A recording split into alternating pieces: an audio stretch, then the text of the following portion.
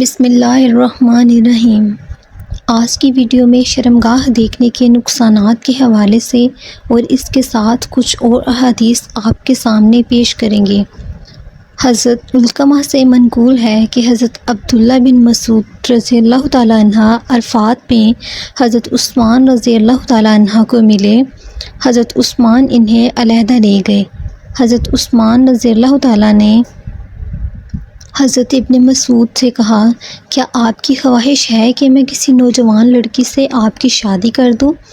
حضرت عبداللہ بن مسعود نے حضرت علقمہ کو بھی بلا لیا اور ان سے بیان کیا کہ نبی کریم نے فرمایا، تم میں سے جو شخص نکاح کے اخراجات کی طاقت رکھتا ہو اسے چاہیے کہ وہ نکاح کرے، کیونکہ نکاح نظر کو نیچا، شرمگاہ کو محفوظ رکھنے کی چیز ہے، اور جو طاقت نہ رکھے وہ روزے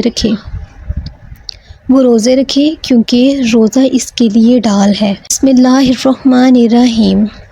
حضرت عبداللہ بن مسعود فرماتے ہیں کہ ہم رسول اللہ صلی اللہ علیہ وآلہ وسلم کے ساتھ مکہ مکرمہ سے نکلے تو ہم نوجوان تھے اور ہم شادی وغیرہ کی وسعت نہیں رکھتے تھے۔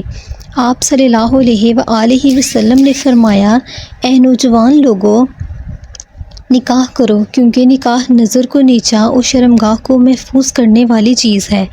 جو شخص فکر کی وجہ سے نکاح کی طاقت نہ رکھے وہ روزے رکھا کرے، کیونکہ روزہ اس کی شہوت کو کچل دے گا۔ اب میں آپ کو شرمگاہ دیکھنے کے نقصانات سے متعلق کچھ باتیں آپ کے سامنے پیش کرنے جا رہی ہوں۔ عبدالرحمن بن ابی سعید رضی اللہ تعالیٰ عنہ سے روایت ہے کہ نبی کریم صلی اللہ علیہ وآلہ وسلم نے ارشاد فرمایا، کوئی مرد کسی مرد کی شرمگاہ نہ دیکھے اور نہ ہی کوئی عورت کسی عورت کی شرمگاہ کو دیکھے، نہ ہی کوئی مرد کسی مرد کے ساتھ ایک کپڑے میں لیٹ کر سوئے، کیونکہ اس صورت میں حرام کاری اور بدکاری کا اندیشہ زیادہ ہوتا ہے کہ ایک دوسرے کے جسم کے ساتھ لپٹے ہوئے ہوں تو شہوانی خیالات تحریک ہوتے ہیں اور شہوت برانگشتہ ہوتی ہے۔ اس کے ساتھ ایک اور حدیث بتاتی چلوں کہ حضرت ابو قتادہ رضی اللہ تعالیٰ عنہ سے روایت ہے، نبی کریم صلی اللہ علیہ وآلہ وسلم نے منع فرمایا کہ کوئی شخص برتن میں سانس لے، اپنی شرمگاہ کو دائیں ہاتھ سے چھوئے یا دائیں ہاتھ سے صفائی استنجا کرے۔ حضرت علی رضی اللہ تعالیٰ عنہ سے منقول ہے کہ میں نے حضرت مقداد رضی اللہ تعالیٰ عنہ سے کہا، جب کوئی آدمی اپنی بیوی سے دل لگی کرے اور اسے مزی آ جائے جبکہ اس نے جماع نہیں کیا تو وہ کیا کرے؟ آپ یہ مسئلہ نبی کریم صلی اللہ علیہ وآلہ وسلم سے پوچھیں، کیونکہ آپ کی بیٹی میرے نکاح میں ہے، اس لیے مجھے شرم آتی ہے۔ حضرت مقداد نے پوچھا تو آپ صلی اللہ علیہ وآلہ وسلم نے فرمایا، وہ اپنی شرمگاہ وغیرہ دھو لے اور نماز وغیرہ وضو کر لے۔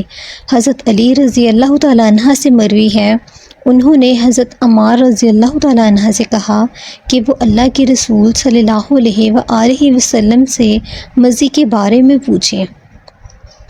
آپ صلی اللہ علیہ وآلہ وسلم نے فرمایا، وہ اپنی شرمگاہ وغیرہ دھو لے اور وضو کر لے۔ اللہ پاک ہم سب کو اعمال صالحہ کرنے کی توفیق عطا فرمائے۔ مزید اس طرح کی معلومات حاصل کرنے کے لیے ہمارے چینل کو سبسکرائب کریں۔